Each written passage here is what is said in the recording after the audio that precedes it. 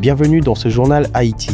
Déplacements internes, situation toujours très préoccupante. Radio Métropole rapporte que près de 1,47 million de personnes étaient déplacées à l'intérieur d'Haïti en juillet, selon les données de l'Organisation internationale pour les migrations.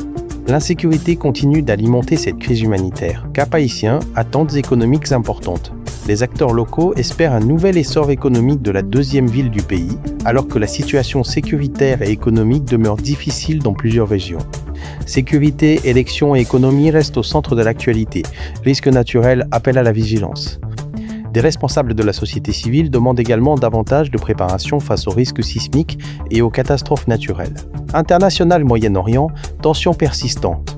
Le conflit impliquant les États-Unis et l'Iran continue d'avoir des répercussions régionales importantes, notamment sur la sécurité maritime et les prix de l'énergie. Ukraine-Russie, nouvelle frappe. La société de presse rapporte notamment une attaque ukrainienne par drone contre une importante raffinerie située en Russie, tandis que la guerre se poursuit sur plusieurs fronts. Santé dans les zones de guerre, alerte de l'OMS.